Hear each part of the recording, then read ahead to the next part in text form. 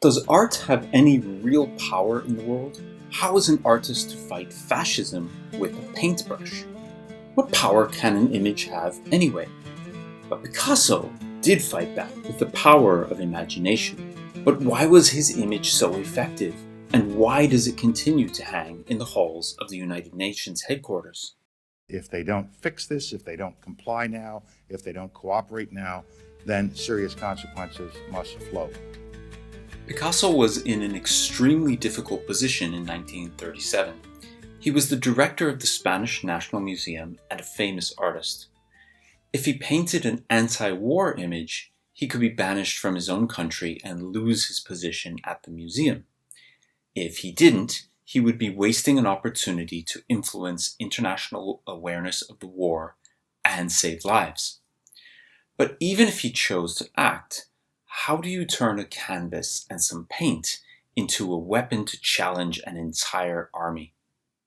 Miro had tried it with the Reaper and Calder with Font de Mercury, and in fact, Horacio Ferrer's Aviones Negros was accepted widely by the Republican government. Both interesting works, but could you take on the Nazis with them? More energy, ideas, and impact were clearly needed, but Picasso was not yet willing to provide them. Guernica sits on the Bay of Biscay in northern Spain.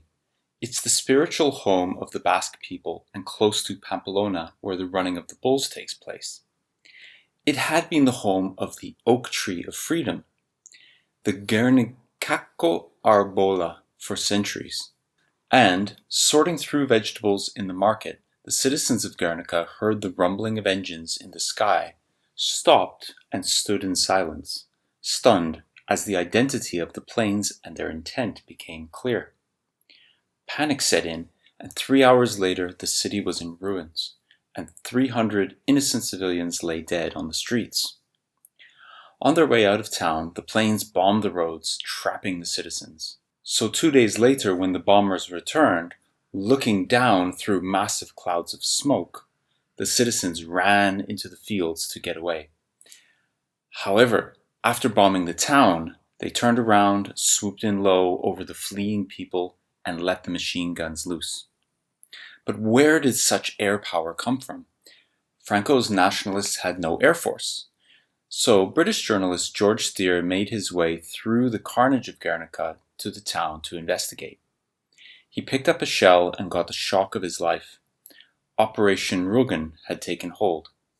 Rugen in German means to reprimand, and there was a swastika on the shell, and Steer had exposed Franco's secret. The Nazis had been supporting Franco since the summer of 1936, and this method of terror bombing was being tested on Spanish citizens as a way of creating fear, rather than attacking military targets. It was completely barbaric, yet the Western powers maintained a non-intervention policy while the Republicans struggled on. And there was Picasso in Paris brooding over his canvas for the World Fair when he read Steer's report. At 2 a.m. today, when I visited the town, the whole of it was in a horrible sight, flaming from end to end. The reflection of the flames could be seen in the clouds of smoke above the mountains from 10 miles away. Throughout the night, houses were falling until the streets became long heaps of red, impenetrable debris. Now, the story goes that Picasso heroically painted Guernica after this report, but the truth is that he sat at his easel with his blank canvas and refused to budge. Here's where his muse, photographer, mistress, and Republican sympathizer Dora Maar got involved. She decided that she could convince Picasso to act. She persisted until he gave in, and without her, it's actually rarely told, there would be no Guernica, no masterpiece, and the slaughter would have had a voice in words, but no image to drive the fear and terror home. Maar convinced Picasso to make a large-scale anti-war mural in black and white, and found him a large enough studio in Notre Dame to do it with. Art was about to take on fascism. But then Picasso still had the problem of expressing such suffering on canvas when he hit upon an idea. Cubism. Now, for some background, over 100 years before that, the great Spanish painter Goya had protested against the tyranny of monarchy, but his images were in his sketchbook and they remained private. In fact, Goya continued painting portraits for the monarchy to earn a living. But Picasso, looking into his sketchbook, knew that he had to act, and he looked to his sketches called The Dream and the Lie of Franco.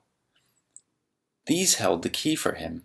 These writhing, scratching, screaming, and dying figures represented those who suffer in war, in Guernica and at the hands of Franco and his Nazi allies.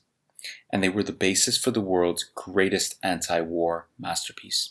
Picasso began to dream of a canvas 3.5 meters high and 7.5 meters wide, a monumental mural that would express the atrocities in a larger-than-life scale. This would maximize the impact of the horror expressed in the image, to make their suffering your suffering, to make you feel it. Picasso then dug all the way into the deep history of Spain for symbols that would resonate with every citizen, Republican, Nationalist, and even Germans.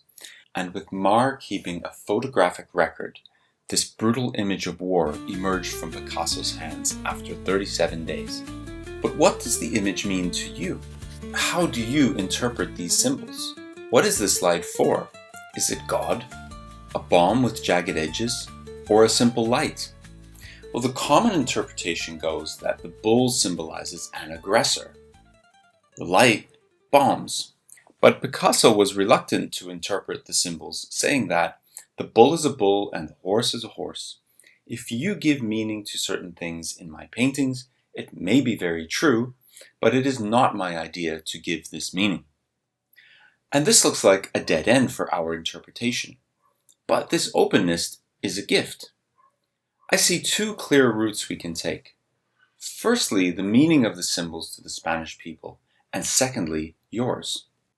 The figures all move from right to left and are connected with the bull by lines. The movement of bodies leaves us feeling uneasy. We feel empathetic towards these helpless people.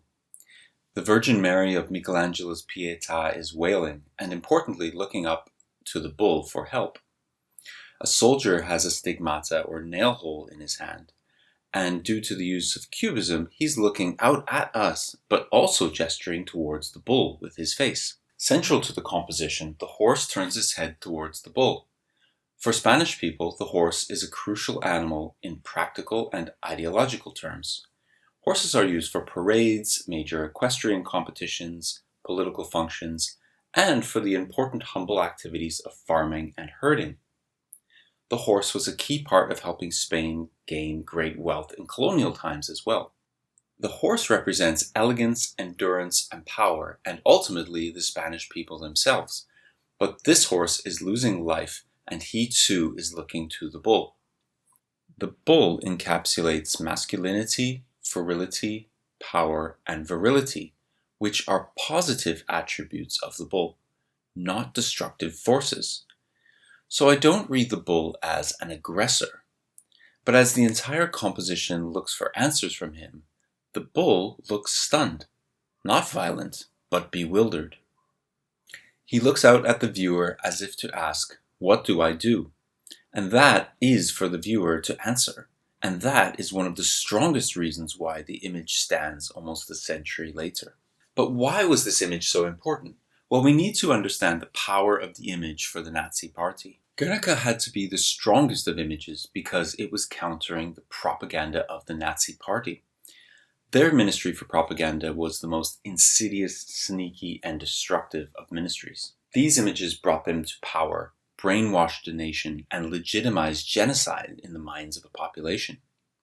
Firstly, in German, the name propaganda meant public relations or culture, rather than manipulating public thought as we think of the word now. The images were thus presented as culture rather than thought control. And we aren't talking about one person working towards this goal, nor an office of a few workers, but the ministry consisted of 17 departments, covering the newspapers, theaters, radio, music, and art, to name a few. And the ministry had 2,000 direct employees whose reason for being was to control thought through image. Even worse, the ideas spread were anti-Jewish, anti-communist, anti-capitalist, and anti-intellectual. Their propaganda promoted a heroic death of soldiers and a pride in German blood and soil, and the concept of the German master race, the Herrenvolk. And crucially, it promoted the cult of Adolf Hitler. Head of the ministry Goebbels published strict guidelines as to how the news could be portrayed, and also laid out daily directives. And anyone who was a deviant of these ideas were sent to concentration camps or punished severely. So how is it then that Picasso's image has had more power and more staying effect than all the Nazi efforts combined? Well, something Rothko taught us brilliantly was that using words to describe things and attribute meaning, in fact, limits our experience and understanding of the thing. So if you are told that this light represents bombs because they are jagged triangles, you stop thinking and experiencing. You might accept that idea and stop thinking about them in your own way. But if you think of it as an oppressive or aggressive force, then that's more broad, and it could be any aggressor: a tank, a gun, rapist, murderer, Franco, Hitler, Bush, and so on. In this way, the painting starts to gather steam. It can represent all kinds of evil in the world. But then that is reductive too, and this word reductive is used by art historians quite often to mean that we're limiting our thinking and understanding. So it's not just bombs or an aggressor, but it could be something else. Could it be God? An angel, a doctor? It could be anything really. It could be anything that is meaningful to you. And despite the common feeling of non-art historians that they quote unquote don't understand art, artists more commonly leave mysteries for you to solve, which is what Picasso has done here. So without a given interpretation of these symbols, the symbols have the power to connect to all kinds of different evils, all kinds of different lights, all kinds of wars and situations, whether they're personal or national.